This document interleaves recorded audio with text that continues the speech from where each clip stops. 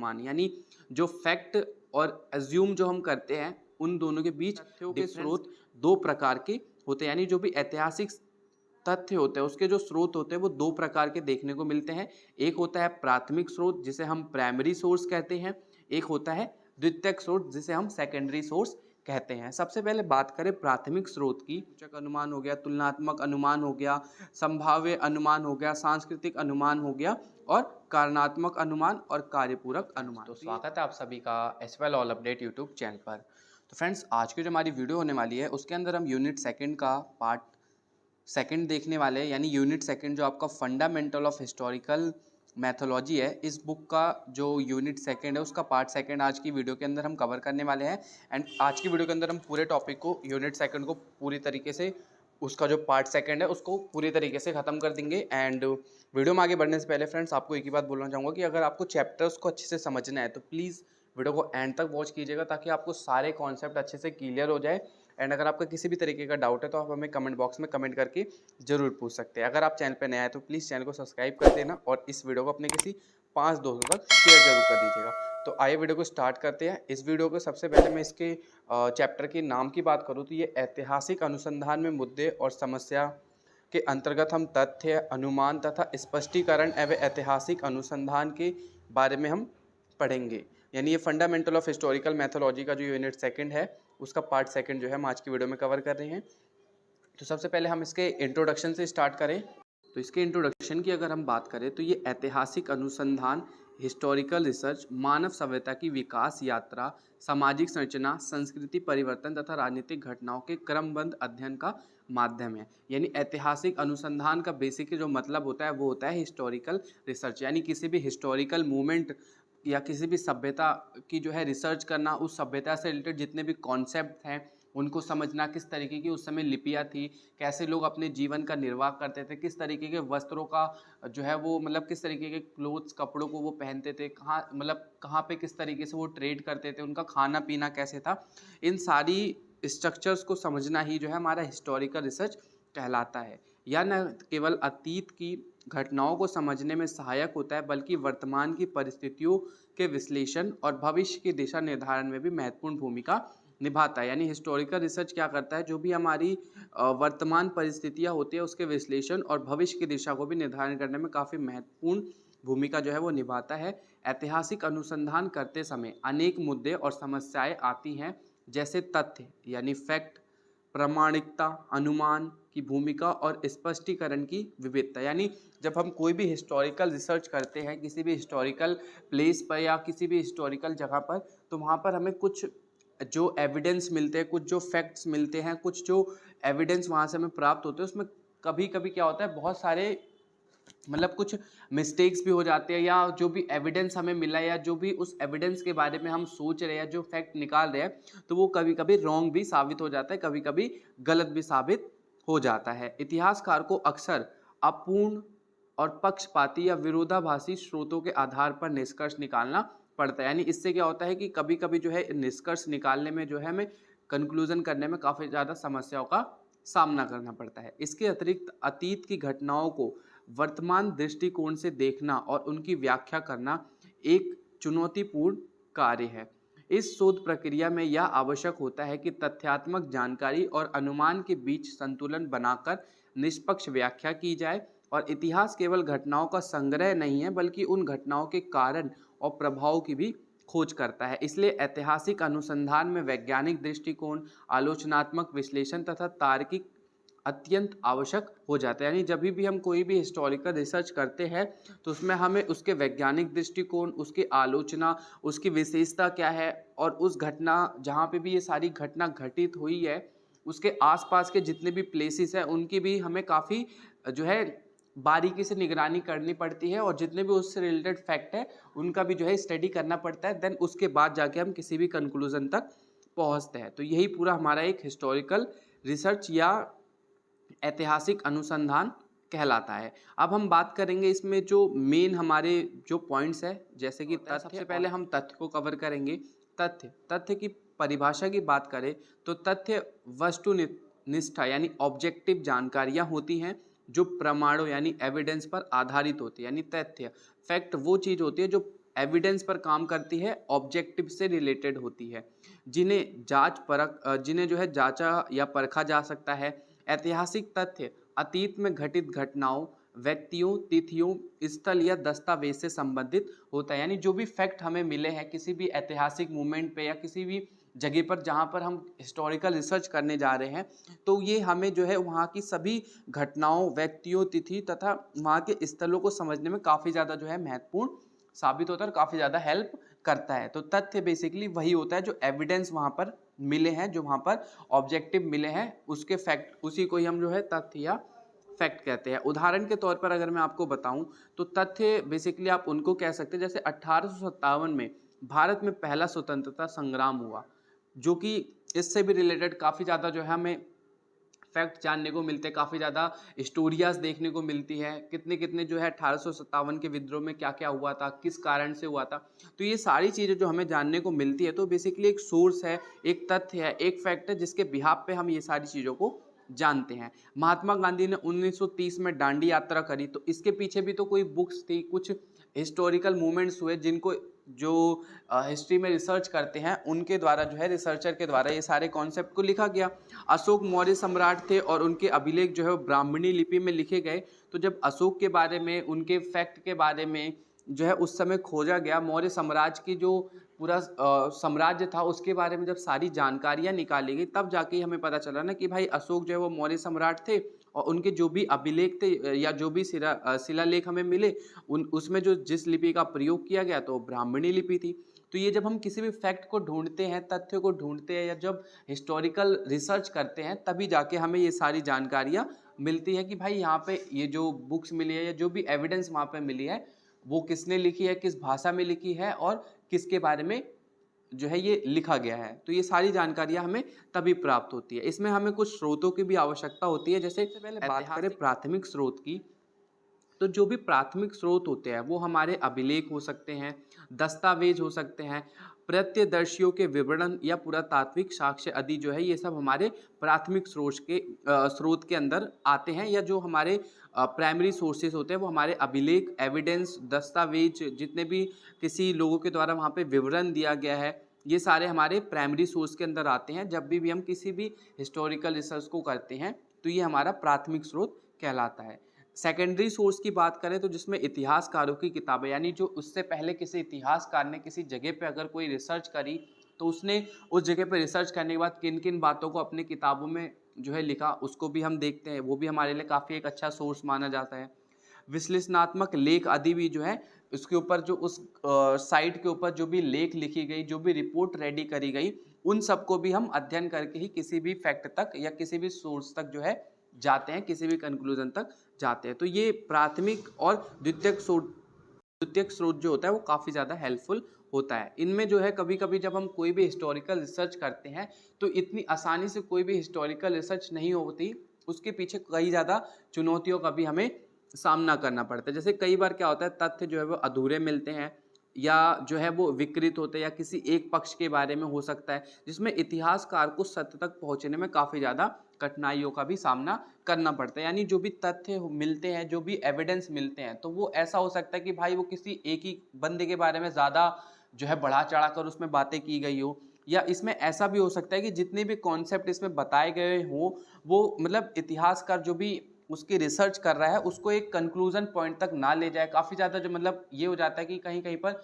Evidence ढूंढते समय वो नष्ट भी हो जाते हैं, टूट जाते हैं, तो उससे भी जो है काफ़ी ज़्यादा जो है दिक्कतों का सामना करना पड़ता है। फ्रेंड्स, वीडियो को एंड तक वॉच कीजिएगा, डेफिनेटली आपको ये पूरे कॉन्सेप्ट अच्छे से समझ में आ जाएगा। एंड चलिए अब मैं अनुमान क्या होता है। अनुमान का बेसिक सा मतलब होता है, इसके डेफिनेशन की बात करें, जब तथ्य अधूरे होते हैं या प्रत्यक्ष प्रमाण उपलब्ध नहीं होता है तब इतिहासकार तर्क और साक्ष्यों के आधार पर क्या लगाता है, अनुमान लगाता है। यानी जब जो भी हमें तथ्य फैक्ट जो है वो अधूरे रूप में मिले हो या कोई उसका जो है प्रत्यक्ष प्रमाण ना मिला हो, तो उस समय इतिहासकार क्या करता है, उस तर्क और साक्ष्य के आधार पर इसका एक अनुमान लगाता है कि हाँ हो सकता है यहाँ पर ये घटना कुछ इस प्रकार से घटित हुई हो। जैसे एग्जाम्पल के लिए मैं हड़प्पा सभ्यता की बात करूँ तो हड़प्पा सभ्यता के लिए अलग अलग इतिहासकार उसके अलग अलग अनुमान लगाते हैं कि हड़प्पा सभ्यता का जो पतन हुआ था कोई कहता है कि बाढ़ के कारण हुआ, कोई कहता है कि भूकंप आ गया था इसके कारण हुआ, कोई कहता है कि ये सभ्यता में कोई महामारी फैल गई थी जिसके कारण ये हुआ। तो सब एक अनुमान लगा रहे हैं, मतलब अपने अकॉर्डिंग सब एक एक अनुमान लगाकर उसके पतन का कारण बता रहे हैं। यही अनुमान क्या करता है, अतीत की घटनाओं की व्याख्या करने या उनके बीच संबंध समझने में सहायता करता है। यानी जो भी ये अनुमान होते हैं वो उनके बीच के संबंध समझने में काफी ज्यादा जो है हमें सहायता करते हैं। के उदाहरण के तौर पर बात करें तो जैसे सिंधु घाटी सभ्यता का पतन, मैंने आपको बताया कि सिंधु घाटी सभ्यता का पतन जलवायु परिवर्तन के कारण हुआ, यह एक अनुमान है जो साक्ष्यों पर आधारित है। महाभारत एक ऐतिहासिक युद्ध था, यह केवल एक मिथ के आख्यान है, यानी इस पर भी अलग अलग अनुमान लगाए जाते हैं। तो बहुत सारे फैक्ट हैं जिन पर बहुत सारे जो है एज्यूम लोग करते हैं कि भाई ये घटना कुछ इस तरीके से हुई, ये चीज कुछ इस तरीके से हुई। तो ये अलग अलग लोगों के अलग अलग पर्सपेक्टिव हो सकते हैं। अनुमान की भूमिका की बात करें तो अनुमान इतिहास को केवल घटनाओं के क्रम में रखने की बजाय उसके अर्थ और कारण को समझने में भी मदद करता है। अब इसमें कुछ चुनौतियां जो हमें सामना मतलब कुछ चुनौतियां जो देखने को मिलती है अनुमान के अंतर्गत, अनुमान हमेशा सटीक नहीं हो सकता। यानी जो भी हम सोचते हैं, जो भी हम अज्यूम करते हैं, जरूरी नहीं है कि हर टाइम हम जो है करेक्ट ही हो या जो भी हमने सोचा है वो सही ही हो। इतिहासकार के पूर्व ग्रह दृष्टिकोण या उपलब्ध स्रोतों की सीमाएं इनके सत्य पर प्रश्न चिन्ह भी लगा सकती है। यानी कभी कभी जो भी हम सोचते हैं तो उसके पीछे एक क्वेश्चन मार्क भी देखने को हमें मिल जाता है कि भाई जो भी हमने कॉन्सेप्ट सोचा है वो बेसिकली सही है या गलत। अब हम बात करेंगे जो अनुमान के प्रकार यानी टाइप्स ऑफ अज्यूम, अज्यूम जो हम करते हैं वो कितने प्रकार के होते हैं। सबसे पहला जो अज्यूम का प्रकार होता है वो होता है कार्यपारक अनुमान यानी फंक्शनल अज्यूम्स। यह अनुमान यह समझने में मदद करता है कि कोई ऐतिहासिक घटना या संस्था किसी उद्देश्य की पूर्ति के लिए किसी उद्देश्य की पूर्ति कर रही थी। यानी ये अनुमान लगाने का ये काम करता है कि जो भी ऐतिहासिक घटना है वो बेसिकली किस उद्देश्य के दौर पर यहाँ पर की गई थी या किस उद्देश्य को पूर्ण करने के लिए ये घटना यहाँ पर हुई थी। उदाहरण के लिए बात करें, मंदिर न केवल एक धार्मिक केंद्र है बल्कि सामाजिक और धार्मिक गतिविधियों के केंद्र के रूप में भी हमें देखने को मिलता है। उसी में जो हमारा अगला अनुमान होता है जिसे कि हम कारणात्मक अनुमान जो है कहते हैं, यानी कॉजुअल एज्यूम कहते हैं। ये बेसिकली जब किसी घटना के कारण स्पष्ट नहीं होते तो ये उस टाइम पे काम आता है। यानी जब कोई घटना किसी जगह पे हो गई, उसका जो है हमें कारण स्पष्ट नहीं होता, तब इतिहासकार उपलब्ध संकेतों के आधार पर संभावित कारणों का अनुमान लगाते हैं। यानी जब कोई वहाँ पे एविडेंस नहीं मिलता तो वो जो भी वहाँ पे घटना हुई है उसके कारण का जो है एक संभावित अनुमान लगाकर बता देते हैं कि भाई ये जो भी यहाँ पे केसेस हुए हैं उस घटना का ये कारण हो सकता है। उदाहरण की अगर मैं बात करूं तो मौर्य साम्राज्य के पतन का कारण आंतरिक विद्रोह या कमजोर उत्तराधिकारी भी हो सकता है। तो सारे कॉन्सेप्ट को मैंने अच्छे से आपको एग्जांपल लेके बताया ताकि आपको अच्छे से जितने भी अनुमान के टाइप्स होते हैं वो समझ में आ जाए। एंड वीडियो को एंड तक देखिएगा ताकि आपको अच्छे से सारे कॉन्सेप्ट क्लियर हो जाए। और डेफिनेटली मैं बता रहा हूँ आपको, वीडियो जिसने एंड तक देख ली ना तो ये फंडामेंटल ऑफ हिस्टोरिकल रिसर्च का पेपर तो वो काफ़ी अच्छे से करके आने वाला है। मतलब जो भी क्वेश्चंस आपसे पूछे जाएंगे ना वो इसी तरीके से पूछे जाएंगे। खाली नाम है बस इसका कि मुश्किल लग रहा है, लेकिन बहुत ही इजी सब्जेक्ट है, आप आराम से इसको क्लियर कर लोगे। अगर आप अच्छे से एक बार कॉन्सेप्ट समझ के बना के भी आंसर लिख दोगे ना, डेफिनेटली आप अच्छे मार्क्स लेके और पास हो जाओगे। अब इसमें अनुमान में हम सांस्कृतिक अनुमान की बात करें यानी कल्चरल अज्यूम जो हम करते हैं तो ये क्या करता है, किसी भी सभ्यता या समाज के जो रीति रिवाज होते हैं, परंपराएं होती है, विचारधारा होती है, जो इसका अनुमान उन सीमित साक्ष्यों में लगाया जा सका है जो बर्च जो है बेसिकली जो बचे रह गए। यानी ये जो सांस्कृतिक अनुमान है हम उस अनुमान में लगाते हैं जो अभी बेसिकली बचे हुए हैं, जिनका जो है अभी भी कुछ ना कुछ वहां पर खोजे होती है। उदाहरण के लिए बात करें, सिंधु घाटी के लोग मित्र सत्ता यानी मात्र सत्तात्मक समाज में रहते थे। यानी वो मात्र सत्तात्मक समाज में रहते थे, या एक सांस्कृतिक अनुमान हो सकता है। तो इसके लिए भी बेसिकली हमने एक अनुमान लगाया कि भाई वहाँ पे पितृ सत्तात्मक ना होकर वहाँ पे मात्र सत्तात्मक हमें देखने को मिलता है। वहाँ देवी की पूजा देखने को मिलती है, अलग अलग वहाँ पे जो है देवताओं की भी पूजा हमें देखने को मिलती है, बट मेनली जो वहाँ का हमने अनुमान लगाया है वो मात्र सत्तात्मक लगाया। तो ये भी एक अज्यूम ही हुआ। अब बात करें संभाव्य अनुमान की, यानी प्रोबेबिलिटी वाली जो अनुमान होती है, ये अनुमान इस आधार पर लगाया जाता है कि किसी घटना के घटित होने की संभावना कितनी थी। विश्लेषण के साक्ष्य और प्रवृत्ति के आधार पर इसका जो है विश्लेषण या अनुमान लगाया जाता है। उदाहरण की बात करें तो यदि एक क्षेत्र में बार बार विदेशी आक्रमण हुए हैं तो यह अनुमान लगाया जाता है कि वहाँ की सुरक्षा व्यवस्था कमजोर थी। यानी अगर किसी साइड पे कोई हिस्टोरिकल रिसर्च करने गए, वहाँ पे उन्हें बहुत ज़्यादा बार बार मतलब जगह जगह पर जो है आक्रमण के निशान मिलते हैं, आक्रमण के एविडेंस मिलते हैं, तो ये अनुमान लगाते हैं भाई कि जो भी राजा था वो कमजोर था या वहाँ की जो भी सुरक्षा व्यवस्था थी वो काफ़ी ज़्यादा कमजोर थी, जिसके बाद बार बार यहाँ पे आक्रमण देखने को मिला। इसी तरीके से एक अनुमान होता है तुलनात्मक अनुमान यानी कंपैरेटिव एज्यूम। जब प्रत्यक्ष साक्ष्य उपलब्ध नहीं होते तब किसी दूसरी सामान्य संस्कृति या समाज से तुलना करके अनुमान लगाया जाता है। उदाहरण की बात करें तो वैदिक समाज की तुलना अन्य समकालीन इंडो आर्यन संस्कृति से करके सामाजिक संरचना का अनुमान लगाया जाता है। यानी वैदिक समाज की भी तुलना हम इसी तरीके से ही करते हैं, यानी एक समाज की बेसिकली कोई एक पर्टिकुलर समाज की तुलना किसी दूसरे समाज के साथ करना, तो ये क्या होता है, तुलनात्मक अनुमान कहलाता है। भविष्य सूचक अनुमान यानी प्रेडिक्टिव जो एज्यूम होता है, इसमें क्या करते हैं, जैसे कि पहले बताया गया अतीत की घटना और प्रवृत्तियों के आधार पर भविष्य की संभावनाओं का अनुमान लगाना। तो ये प्रेडिक्टिव होता है कि भाई हम ये प्रेडिक्ट कर रहे हैं कि भाई इसमें जो भी घटनाएं हुई थी वो कुछ इस प्रकार से हुई थी। तो ये सारे मतलब एक जो हमारा प्रेडिक्टिव अनुमान होता है, प्रेडिक्टिव एज्यूम होता है, उसी के अंतर्गत ये सारे आते हैं। तो ये था अभी हमारा जो है अनुमान के प्रकार, जिसके अंदर हमने सारे अनुमानों को देखा, जैसे भविष्य टाइप्स ऑफ एज्यूम। अब हम बात करेंगे ऐतिहासिक अनुसंधान। बेसिकली जो ऐतिहासिक अनुसंधान यानी हिस्टोरिकल रिसर्च होता है वो क्या होता है, या इसका मेन मीनिंग जो होता है वो क्या होता है। ऐतिहासिक अनुसंधान यानी हिस्टोरिकल रिसर्च एक विधिक प्रक्रिया है जिसके माध्यम से इतिहासकार अतीत की घटना, परिस्थिति, व्यक्ति और समाज का गहराई से अध्ययन करते हैं।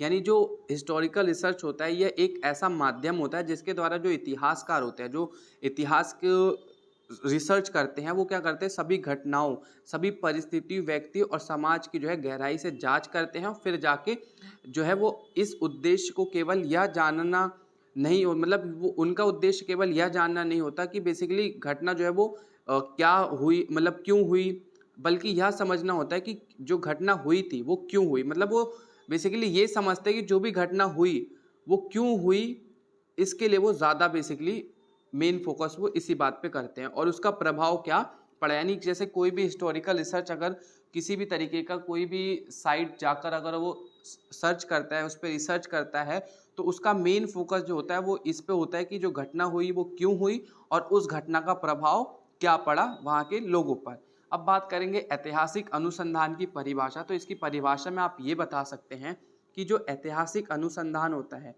यह एक ऐसी प्रणालीबद्ध प्रक्रिया है जिसके द्वारा अतीत की घटनाओं का अध्ययन प्रमाण, स्रोत और तर्क के माध्यम से किया जाता है। यानी ऐतिहासिक अनुसंधान एक ऐसी जो है प्रणालीबद्ध प्रक्रिया होती है जिसमें अतीत की जो भी घटनाएं होती है उसका अध्ययन जो है प्रमाणों, स्रोतों और तर्क के माध्यम से किया जाता है, ताकि उन घटनाओं की सत्यता, महत्व और प्रभाव का मूल्यांकन किया जा सके। यानी जो भी वहाँ पे घटना हुई उसके प्रभाव क्या हुए, उसका जो है मतलब कंक्लूजन क्या निकला उस घटना का, ये सारे जो है हमारे ऐतिहासिक अनुसंधान के अंतर्गत ही आते हैं। अब हम बात करेंगे ऐतिहासिक अनुसंधान की विशेषता, यानी जो ऐतिहासिक अनुसंधान है इसकी मेन विशेषता क्या है।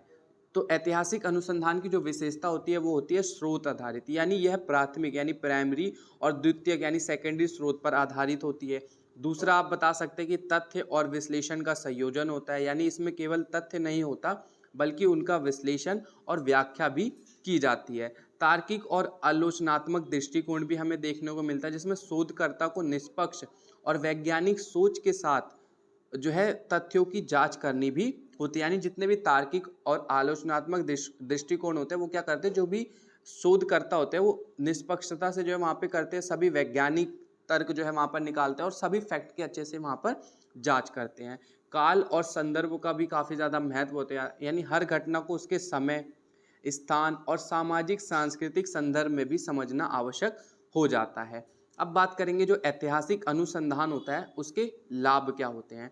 ऐतिहासिक अनुसंधान का जो लाभ होता है वो होता है अतीत की गहराई को समझना, यानी अतीत में जो घटनाएं घटित हुई है उसको समझना, उनके कारण, उनके प्रभाव को जानने में मदद करता है। जो भी अतीत की समझ को अच्छे से समझना है, जो अतीत में घटनाएं हुई है वो क्यों हुई है, किस प्रकार से हुए, ये सारे समझने में काफ़ी ज़्यादा मदद करता है। ऐतिहासिक चेतना का भी इससे विकास होता है।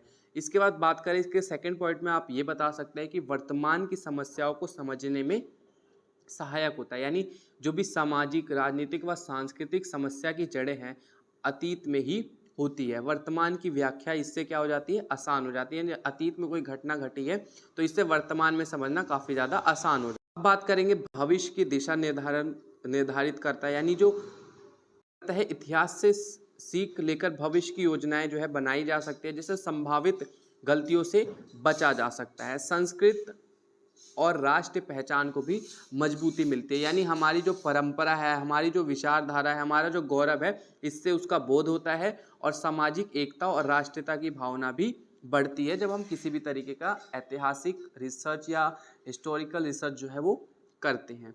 निर्णय निर्माण में भी ये सहायक होता है। यानी किसी भी तरीके के डिसीजन लेने में भी काफ़ी ज़्यादा ये हेल्प करता है, जिसमें नीतियों और योजनाओं के निर्माण में ये ऐतिहासिक संदर्भ में महत्वपूर्ण होता है, जिसमें प्रशासनिक निर्णय और अधिक विवेकपूर्ण बनते हैं।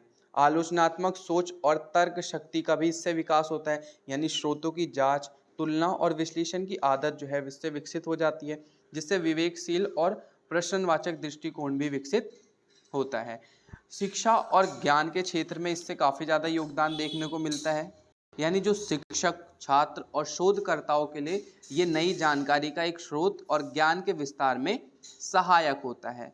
अब हम बात करेंगे आवश्यकता और उद्देश्य, यानी need of research and objective. यानी जो रिसर्च की नीड होती है वो बेसिकली क्यों है, या कोई भी जो हम रिसर्च करते हैं, कोई भी खोज करते हैं, वो क्यों करते हैं। अनुसंधान की आवश्यकता की बात करें तो इसमें सबसे पहले हम कोई भी रिसर्च करने से पहले उस क्यों करते हैं, यानी कोई भी रिसर्च अगर हम करते हैं तो उसकी नीड क्यों होती है, तो ज्ञान की खोज व विस्तार के लिए। यानी जब हमें किसी भी ज्ञान से रिलेटेड कोई कॉन्सेप्ट देखना है, किसी तरीके का कोई जो है मतलब वहाँ पे खोज करनी है, तो उसके लिए जो हम कोई भी रिसर्च करते हैं, जिससे हमें क्या होता है, नए तथ्यों की खोज और पुराने ज्ञान की पुष्टि या संशोधन के लिए अच्छे रिसर्च करने के बाद ही ये सारे कॉन्सेप्ट हमें पता चल पाते हैं। इससे क्या होता है, समस्याओं की गहराई से हम समझ सकते हैं। यानी जो सामाजिक, राजनीतिक, आर्थिक या सांस्कृतिक समस्या के मूल कारण थे उनको भी समझने में काफ़ी ज़्यादा ये महत्वपूर्ण होते हैं। तथ्यात्मक और प्रमाण आधारित अध्ययन भी होता है। यानी धारणाओं या मिथकों के स्थान पर प्रामाणिकता पर आधारित निष्कर्ष पाने में भी काफ़ी ज़्यादा महत्वपूर्ण होते हैं।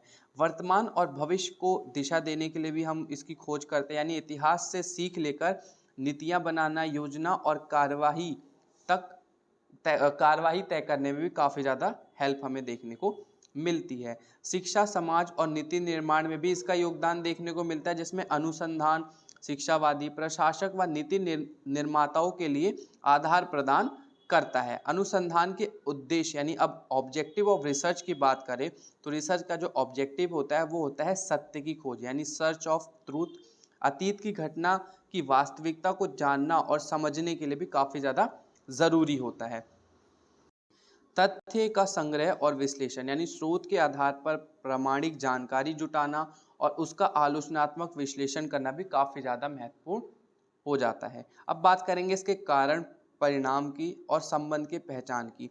यानी किसी भी ऐतिहासिक घटना के पीछे उसके कारण क्या थे, उसके प्रभाव क्या थे, ये भी काफ़ी ज़्यादा जानना हमारे लिए ज़रूरी है जब भी हम कोई हिस्टोरिकल रिसर्च करते हैं।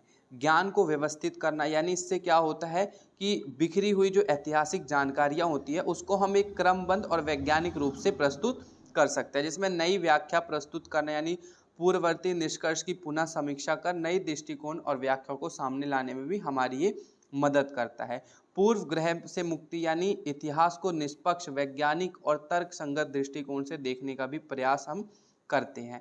अब हम बात करेंगे ऐतिहासिक शोध के लिए किसी भी तकनीकी विषय के प्रासंगिक होने के मापदंड क्या हैं। कि जो भी ऐतिहासिक घटनाएं होती है उसके शोध में जो हमारी जो टेक्निकल जो विषय होता है उसको समझने में कौन से ऐसे मापदंड या कौन से ऐसे टॉपिक है जो मदद करते हैं। तो सबसे पहले आप बता सकते हैं इसका काल अनुक्रमिक प्रासंगिकता, यानी विषय किसी ऐतिहासिक काल या युग से जुड़ा होना चाहिए। उदाहरण के लिए सिंधु घाटी में नाली व्यवस्था, मध्यकालीन भारत में स्थापत्य कला और औद्योगिक क्रांति की तकनीक। तो ये बेसिकली एक क्रम से जुड़ा हुआ है, एक टेक्निक से जुड़ा हुआ है, तो इससे भी हमें काफ़ी ज़्यादा हेल्प होती है किसी भी हिस्टोरिकल रिसर्च को करने में, या हिस्टोरिकल रिसर्च जब हम करते हैं तो उसके हिस्ट्री को लिखने में भी काफ़ी ज़्यादा हमें ये हेल्पफुल होता है। सामाजिक प्रभाव यानी इसके कुछ सोशल इम्पैक्ट भी हमें देखने को मिलते हैं, जैसे उस तकनीकी विषय ने समाज पर क्या प्रभाव डाला, जैसे रेलवे के आगमन से भारत में संचार और व्यापार में क्या परिवर्तन आया, तो ये रेलवे के विकास से हम देख सकते हैं किस प्रकार से हमें जो है किन किन परिवर्तनों को देखने को मिला। राजनीतिक और आर्थिक संबंध यानी पॉलिटिक्स एंड इकोनॉमिक रिलेवेंस भी हमें देखने को मिलते हैं, यानी क्या वह तकनीक विकास किसी राजनीतिक नीति, युद्ध या उपनिवेशवाद या आर्थिक बदलाव से जुड़ा हुआ था। उदाहरण के लिए जैसे ब्रिटिश काल में मशीन आधारित कपड़ा उद्योग ने भारत के पारंपरिक उद्योगों के कैसे प्रभावित करा, ये सारे भी पॉइंट्स हमें देखने को मिलते हैं। सांस्कृतिक और बौद्धिक जुड़ाव यानी कल्चरल इंटेलेक्चुअल लिंक की बात करें तो तकनीकी विषय ने विचारधारा, जीवन शैली या परंपरा को कैसे बदला, जैसे छपाई का तकनीक के विकास से शिक्षा और धार्मिक सुधार आंदोलनों को बढ़ावा मिला। यानी जब प्रिंटिंग प्रेस का आविष्कार हुआ तो इसने क्या करा, काफ़ी ज़्यादा लोगों को हेल्प करी स्टडी करने में, नई नई बुक्स वहाँ पे छापी गई।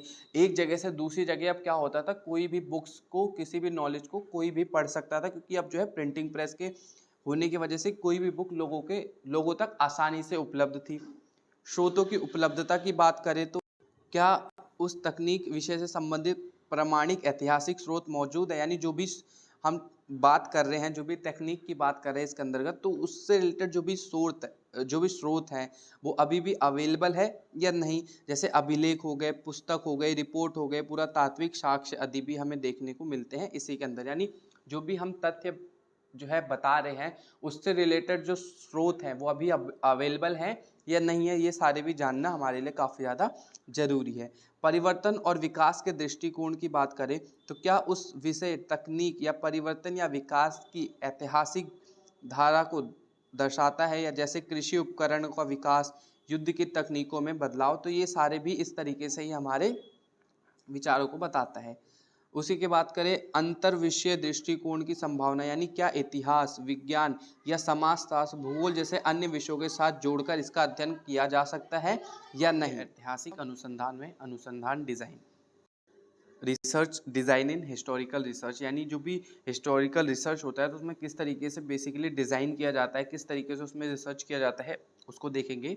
ऐतिहासिक अनुसंधान में जो अनुसंधान डिज़ाइन होता है, यह एक ऐसी योजना होती है जो यह तय करती है कि शोध किस दिशा में चलेगा।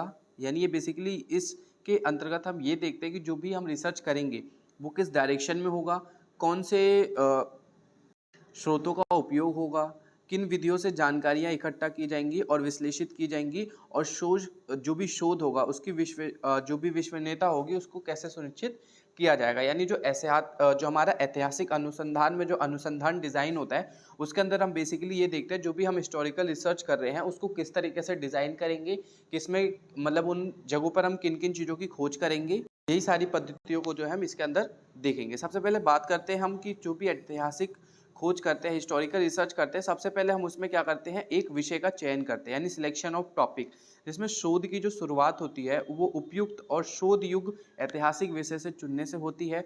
विषय स्पष्टता, सीमित और साक्ष्य आधारित होना चाहिए। यानी सबसे पहले हम उसमें टॉपिक सिलेक्ट करते हैं, सिलेक्शन करेंगे टॉपिक का, फिर जो भी टॉपिक हम चुनते हैं उसमें शोध करेंगे। शोध करने के लिए उसकी विशेषता होनी चाहिए, एक सीमित और साक्ष्य आधारित होना चाहिए, मतलब उसका कोई एक एविडेंस जो है मौजूद होना चाहिए जिसके आधार पर जो है हम उसकी रिसर्च करेंगे। अब बात करते हैं शोध प्रश्नों का निर्धारण, यानी जो भी रिसर्च करते वक्त क्वेश्चंस आते हैं उसका भी जो है हमें ध्यान रखना पड़ता है। जैसे मुख्य प्रश्न जो शोध को दिशा देगा उसके लिए भी हमें ध्यान देना पड़ता है। जैसे एग्जाम्पल की बात करें तो इसमें आप बता सकते हैं कि जो 1857 की क्रांति थी उसका मुख्य कारण क्या था, ये एक बेसिकली प्रश्न हो गया। यानी जब भी हम कोई रिसर्च करते हैं तो रिसर्च करते वक्त हमें कुछ क्वेश्चंस भी हमारे मन में आते हैं कि बेसिकली ये जो यहाँ पे ये घटना कोई हुई यहाँ पे पर्टिकुलर जगह पे तो वो क्यों हुई होगी, कोई युद्ध अगर उस जगह पे हुआ तो वो क्यों हुआ होगा। शोध करते वक्त प्रश्न भी काफ़ी ज़्यादा जरूरी है, क्वेश्चंस भी जरूरी है। अब बात करेंगे उद्देश्य तय करना, यानी सिटिंग ऑब्जेक्टिव की बात करेंगे तो शोध से क्या जानना चाहते हैं, ये बेसिकली एक हमारा मोटिव होना चाहिए। सोच से हम बेसिकली जानना क्या चाहते हैं ये हमारा उद्देश्य होना चाहिए। उदाहरण के लिए घटनाओं के कारण परिणाम जानना काफ़ी ज़्यादा ज़रूरी होता है। किसी सिद्धांत की पुष्टि या खंडन किस प्रकार से करना है, तो ये भी हमारे लिए काफ़ी ज़्यादा ज़रूरी होता है। स्रोतों का चयन यानी सिलेक्शन ऑफ सोर्सेज, प्राथमिक स्रोत, द्वितीयक स्रोत। मैंने आपको बताया था कि जो भी हम सोर्सेज यूज़ करते हैं तो उसमें मेनली हम दो ही सोर्सेज का यूज़ करते हैं, एक हमारा प्राइमरी सोर्स होता है, दूसरा सेकेंडरी सोर्स। प्राइमरी सोर्स में हमारे अभिलेख पत्र, सरकारी दस्तावेज, समाचार पत्र, चित्र, पुरातात्विक प्रमाण आदि आ जाते हैं। द्वितीयक सोर्स में हमारे इतिहास की पुस्तकें, शोध पत्र, विद्वानों की व्याख्या आदि जो है ये सब आ जाती है स्रोत का चयन करते वक्त हम देखते हैं। उसके बाद डेटा संग्रह की विधियां भी हम देखते हैं कि जो भी हम डेटा संग्रह करेंगे उसमें किस विधि का हम प्रयोग करेंगे। जैसे ऐतिहासिक विधि में जो हमारा मेनली स्रोतों की खोज हम करते हैं, मूल्यांकन करते हैं, उसका विश्लेषण और व्याख्या करते हैं। यानी जो भी ऐतिहासिक जो भी हिस्टोरिकल रिसर्च करते हैं तो उसमें हम सबसे पहले उसके सोर्स की खोज करेंगे, उसके बाद उसका मूल्यांकन करते हैं, देन उसके अंदर विश्लेषण करके उसकी सारी जो भी डेटा है उसको अच्छे से एक मेथड देके उसको कलेक्ट करके और तैयार करते हैं। स्रोतों की समालोचना देखते हैं, यानी सोर्स का जो क्रिटिसिज्म है वो क्या होता है, यानी ब्रह्मो समालोचना जिसके अंतर्गत हम कह सकते हैं, यानी दो इसके अंदर स्रोत के जो है समालोचना होती है, एक ब्रह्मो समालोचना, दूसरी आंतरिक समालोचना। ब्रह्मो समालोचना क्या करता है, स्रोत की प्रामाणिकता की जांच करता है, और जो आंतरिक समालोचना है वो सामग्री की विश्वसनीयता और वस्तुनिष्ठता का मूल्यांकन करता है। तथ्यों का विश्लेषण करते हैं हम, यानी एनालिसिस ऑफ डेटा, डेटा को एनालाइज करते हैं, घटनाओं को क्रमबद्ध रूप से रखकर उनके संबंधों की विवेचना करते हैं, यानी कोई घटना कैसे घटी, पहले कौन सी घटना वहां पर हुई होगी, उसके बाद कौन सी घटना हुई, उन सबको एक टाइम वाइज, एक टाइम लाइन के अकॉर्डिंग उनको सेट करने की कोशिश करते हैं। निष्कर्ष निकालते हैं, कंक्लूजन, शोध प्रश्न का उत्तर देना और उद्देश्य की पूर्ति करके देन उसके बाद हम कंक्लूजन पर पहुंचते हैं कि भाई इस स्रोत के अंदर हम क्या क्या चीजें देखते हैं और कैसे क्या क्या उसका एक कंक्लूजन बनता है। उसके बाद प्रस्तुतिकरण यानी प्रेजेंटेशन उसका करेंगे कि जो भी शोध को व्यवस्थित रूप में लिखित रिपोर्ट या शोध पत्र के रूप में जो है उसको प्रस्तुत करेंगे कि हमने इस पर्टिकुलर जगह पे जो है रिसर्च करा एंड यहाँ पे हमें ये इन्फॉर्मेशन मिली है और इस इन्फॉर्मेशन के अंतर्गत ये प्लेसेस हमें मिले हैं और इसको जो है पूरा इस तरीके से आप प्रेजेंट करेंगे। तो यही जो है हमारे स्रोत के जो भी हम रिसर्च करते हैं उसमें जो हमारे डिज़ाइंस होते हैं या किस तरीके से हम किसी भी जगह पे रिसर्च करने से पहले उसको डिज़ाइन करते हैं, तो यही सारे बातें होती है। अब हम इसके ओवरऑल कंक्लूजन की बात करें तो निष्कर्ष में हम ये कह सकते हैं कि जो ऐतिहासिक अनुसंधान होता है वो केवल अतीत की घटनाओं को जानने का एक माध्यम नहीं है, बल्कि वह वर्तमान को समझना और भविष्य को दिशा तय करने का एक आधार है। यानी जब भी हम कोई हिस्टोरिकल रिसर्च करते हैं तो उसमें हम कोई भी अतीत की घटनाओं को नहीं जानते, मतलब खाली वो अतीत की घटनाओं को जानने का लिए हम किसी भी रिसर्च को नहीं करते, उसमें हम वर्तमान को समझने और भविष्य को दिशा तय करने के लिए भी हम एक आधार रेडी करते हैं, एक मतलब कह सकते हो कि आप एक बेस रेडी करते हैं। यह एक वैज्ञानिक, विवेकपूर्ण और साक्ष्य आधारित प्रक्रिया होती है जो हमें समाज, संस्कृति, राजनीतिक विज्ञान और तकनीकी के ऐतिहासिक विकास को समझने में सक्षम बनाती है। इसमें प्रयुक्त स्रोतों की आलोचनात्मक जांच, तथ्यों की पुष्टि और तर्कसंगत विश्लेषण अनुसंधान को न केवल विश्वसनीय बनाती है बल्कि शोधकर्ता की सोचने, समझने और निष्कर्ष निकालने की क्षमता को भी विकसित करती है। अतः हम ये कह सकते हैं कि जो ऐतिहासिक अनुसंधान होता है वो केवल अतीत की खोज नहीं बल्कि एक चेतना की प्रक्रिया है जो हमारे वर्तमान की समझ और भविष्य की दिशा दोनों को गढ़ने में सहायक होती है।